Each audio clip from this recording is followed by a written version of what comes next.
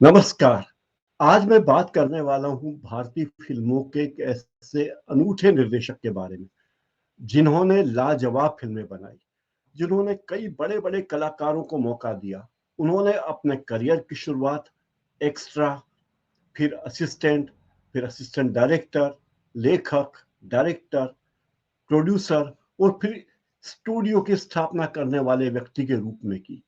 उन्होंने फर्श से अर्श तक का, जमीन से आसमान तक का सफर तय किया और ऐसी फिल्में बनाई जो यादगार फिल्में हैं। आज भी दुनिया उन फिल्मों के कारण भारत को याद करती है, जैसे आन, मदर इंडिया, अंदाज, ऐलान, वतन आदि। जी हाँ, मैं बात कर रहा हूँ मशहूर फिल्म निर्माता महबूब खान के बारे में।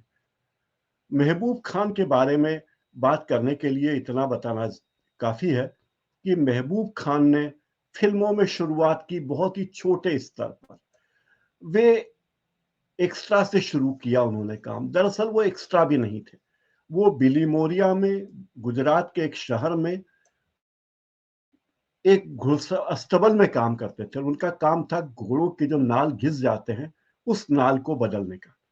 लेकिन मुकद्दर का खेल, उन्होंने ज़्यादा पढ़ाई-लिखाई नहीं की थी, मेहनत की थी और नई-नई चीज़ें सीखते रहे। इसके कारण वे आगे बढ़ते चले गए और उन्होंने हिंदुस्तान के फ़िल्म उद्योग को एक से बढ़कर एक फ़िल्में दी। उनकी फ़िल्मों के नाम देखें तो एक से बढ़कर एक हैं और उन्होंने न केवल फ़िल्में अद्भुत दी, बल्कि कई बड़े कलाकारों को, एक से एक कलाकारों को उन्होंने फ़िल्मों में आने के लिए मौका भी दिया। वे कलाकार फ़िल्मों में आए। उनकी एक लंबी सूची है, जैसे दिलीप कुमार, राज कपूर, सुनील दत्त, राजेंद्र कुमार, राजकुमार, नरगिस, निम्मी, सुरेंद्र, अरुण कुमार, नादिरा। ऐसे कलाकारों को उन्होंने अपनी फिल्मों में मौका दिया और वे कलाकार आगे बढ़े। आज ये सारे कलाकार भारतीय फिल्म उद्योग के सुनहरे कलाकारों में गिने जाते हैं, जिनकी कोई जोड़ नहीं। क्या कोई कल्पना कर सकता है कि उन्होंने दिलीप कुमार को मौका दिया, राज कपूर को आगे लाए, सुनील दत्त, राजेंद्र कुमार, राजकुमार, नरगिस, निम्मी, इन तमाम कलाकारों को वे एक सिरे से मौका देते चले गए और वे कलाकार आगे बढ़ते चले गए। ये एक हैरत अंगेज कहानी है एक ऐसे कलाकार की जिसने हीरो बनने का सपना देखा था, लेकिन उसके घर वाले इसके खिलाफ थे। लेकिन मुकद्दर की बात है कि अस्तबल में घोड़े की नाल की मरम्मत करते करते उनकी मुलाकात एक ऐसे शख्स से हुई जो उन्हें मुंबई ले आया और मुंबई में आने पर वो व्यक्ति भारत की फिल्मों का एक महान कलाकार बना। उसके घर वाले नहीं चाहते थे कि वो फिल्मों में जाए। घर से केवल 3 रुपए लेकर, जी हाँ, उस जमाने में 3 रुपए लेकर वो नौजवान 16 साल की उम्र के पहले मुंबई आ गया। यहाँ उसने बहुत कुछ काम करने की कोशिश की, लेकिन सफल नहीं रहा। जब उसके पिता को पता चला कि लड़का मुंबई गया है, तो मुंबई से वे वापस उसे पकड़ कर ले गए और उसकी जबरन शादी कर दी। 16 साल की उम्र में शादी कर दी, लेकिन शादी के बाद भी महबूब खान का हौसला डिगा नहीं और वे फिल्में बनाते रहे। उन्होंने 1954 में मुंबई में महबूब स्टूडियो की स्थापना की, जो बांद्रा में है, और दशकों तक महबूब स्टूडियो एक जाना पहचाना नाम रहा, लोगों के लिए एक पहचान बना रहा। महबूब खान ने खुद बहुत ज्यादा पढ़ाई लिखाई की नहीं थी, बहुत ज्यादा पढ़ने का मौका उन्हें मिला नहीं था। पिताजी एक साधारण पुलिस कांस्टेबल थे और खिलाफ थे कि लड़का फिल्मों में काम करे। उन्हें लगता था कि घोड़े की नालों को ठीक करना अच्छा काम है, क्योंकि कई बड़े बड़े व्यवसायी थे, उद्योगपति थे जो घोड़ा पाला करते थे और घोड़ों की देखभाल करना बड़ा महत्वपूर्ण काम होता है। लेकिन उनकी पहचान घोड़ों की नाल ठीक करते करते एक ऐसे व्यक्ति से हुई जो घोड़े की नाल, जो घुड़सवारी का शौकीन था, उसके पास बहुत सारे घोड़े थे। ये थे नूर मोहम्मद खान और वो उन्हें मुंबई लेकर आए और मुंबई के एक स्टूडियो में, अस्तबल में, घोड़े की नाल ठोकने का काम उनको दे दिया। घोड़े की नाल ठीक करते करते ही वे साउथ की फिल्मों की शूटिंग के सेट पे जाने लगे। दक्षिण भारत के एक निर्देशक चंद्रशेखर थे, वो एक फिल्म की शूटिंग कर रहे थे। किसी तरह महबूब खान ने उन्हें बहुत प्रभावित कर लिया और वे उस प्रभावित हुए और कहा कि मैं तुम्हें फिल्मों में रोल दूंगा। लेकिन वक्त की बात देखिए, उन्हें मौका मिला था पहली बोलती फिल्म आलम आरा में आरदेशित ईरानी के हीरो बनने का, लेकिन ऐन मौके पर ईरानी ने अपना विचार बदल दिया और महबूब खान को हीरो बनाने का मौका का इरादा त्याग दिया। उनकी जगह किसी विट्ठल को यह जगह दी गई और महबूब खान का पत्ता कट गया। साइलेंट फिल्मों का दौर था, लेकिन महबूब खान ने हिम्मत नहीं हारी और साइलेंट फिल्मों को असिस्ट करने लगे। वे समझ चुके थे कि फिल्मों में लीड रोल करना तो बड़ा मुश्किल काम है। धीरे धीरे उनको छोटे मोटे काम फिल्मों में मिलने लगे। साइलेंट फिल्म में असिस्ट भी की। कोई ऐसी फिल्म नहीं मिली जो उनको बहुत बड़ा रोल देती। ऐसे में इंपीरियल फिल्म कंपनी ने उन्हें एक्स्ट्रा का रोल दिया, लेकिन उन्होंने एक्स्ट्रा भी कर लिया। आलमारा का हीरो नहीं बनने का मतलब वे समझ चुके थे। वे फिल्मों में लिखने में जुट गए और फिल्मों की कहानियां लिखने लगे। जब बोलती फिल्में शुरू हुई तो कहानियां लेकर वो स्टूडियो से स्टूडियो, प्रोड्यूसर्स के घर चक्कर काटने लगे और आखिरकार उन्हें अल हिलाल फिल्म बनाने का मौका मिला, यानी अल्लाह का फैसला या जजमेंट ऑफ अल्लाह। ये फिल्म डायरेक्ट करने का मौका मिला। ये 1935 की बात है। आप कल्पना कीजिए, आज से लगभग 90 साल पहले उन्हें यह मौका मिला। इसके बाद उन्होंने सागर फिल्म कंपनी के लिए काम किया, फिर डेक्कन क्वीन 1936 में, एक ही रास्ता 1939 में, अली बाबा 1940 में और औरत 1940 में ही फिल्म बनाई। 1940 में उन्होंने औरत फिल्म बनाई थी। ये उन्हीं की फिल्म का रीमेक था।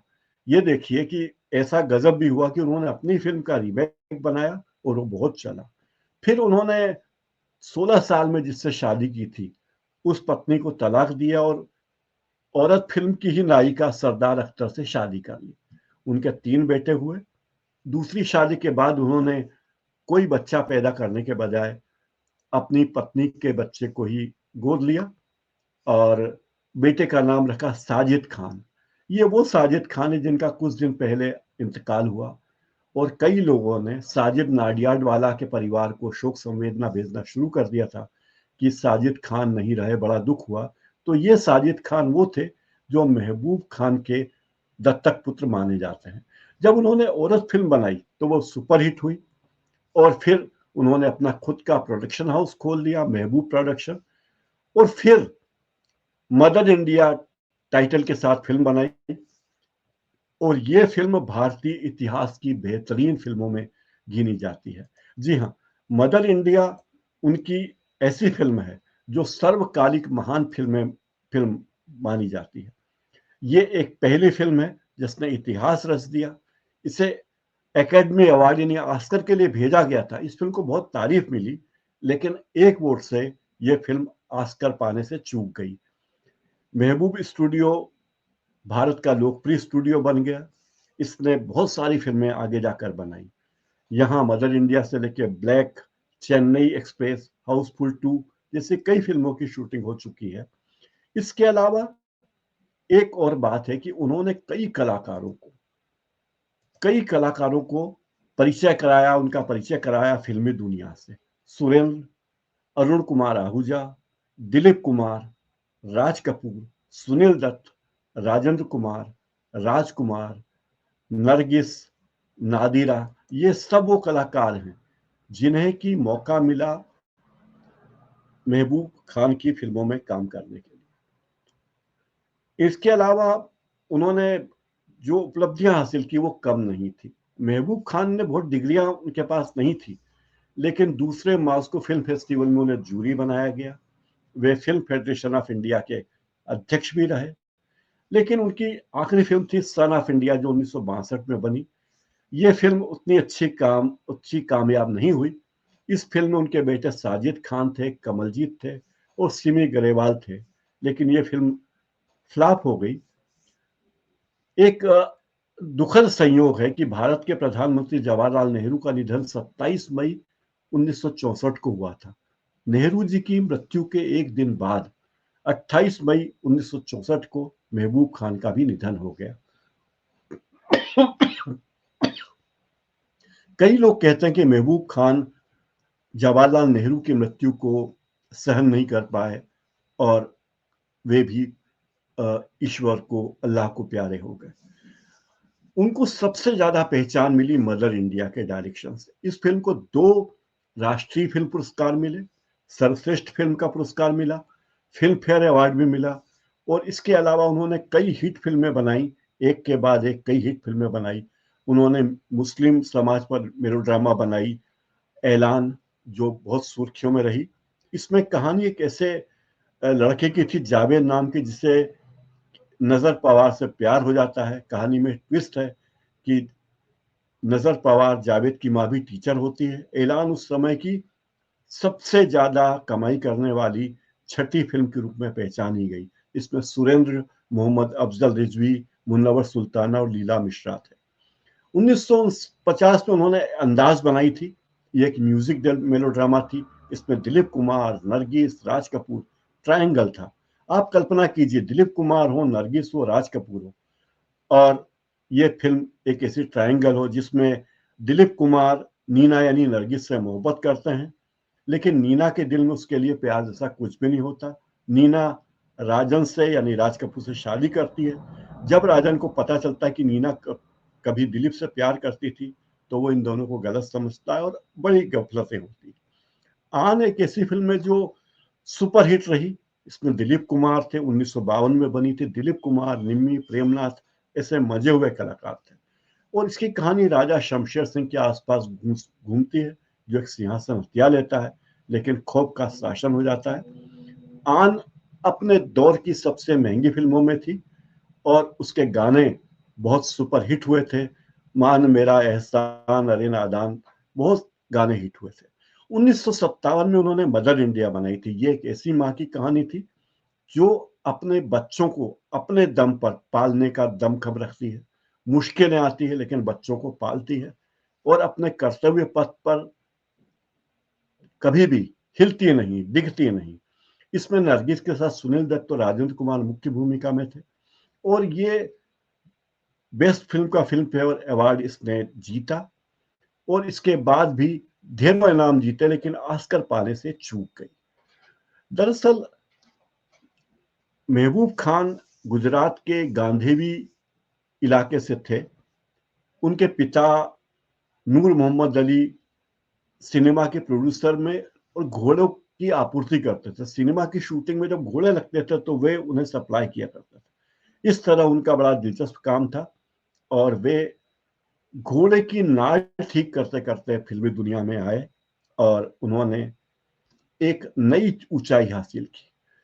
उनकी फिल्में अगर गिने तो जबरदस्त फिल्में हैं। निर्देशक के रूप में son of India, a handful of grain, mother India, Amar, Aan, Andaz, अनोखी अदा, ऐलान, अनमोल घड़ी, हुमायूं, नजमा, तकदीर, रोटी, हुमा गुन, बहन, अली बाबा, औरत, एक ही रास्ता, हम तुम Aur Woh, Watan, Jagirdar, Deccan queen, Manmohan, Al Hilal, judgement of Allah, और एक निर्माता के रूप में उन्होंने मदर इंडिया, अमर, आन, अनोखी अदा, ऐलान, अनमोल घड़ी, जरीना आदि फिल्में की।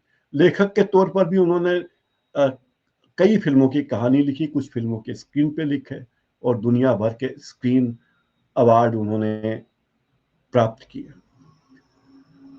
उनकी फिल्मों में देखिए तो एकमात्र भारत के ऐसे अपने समय तक के निर्माता निर्देशक थे जिनकी फिल्म पर और उनकी छवि को लेकर डाक टिकट जारी हुआ था, जिसमें मदर इंडिया बैकड्रॉप में था और आगे महबूब खान की तस्वीर थी। एक ऐसा जबरदस्त दृश्य उनकी फिल्मों में रहा। उन्होंने महबूब स्टूडियो बनाया, जो अपने आप में बड़ा जोरदार रहा, और कई फिल्में उसने बनाई। अली बाबा जैसी फिल्म भी उन्होंने बनाई। बहन में उन्होंने बहन भाई के रिश्तों को उजागर किया, माँ बेटों के रिश्तों को उजागर किया। इस तरह की कहानियां वे लगातार बनाते रहे।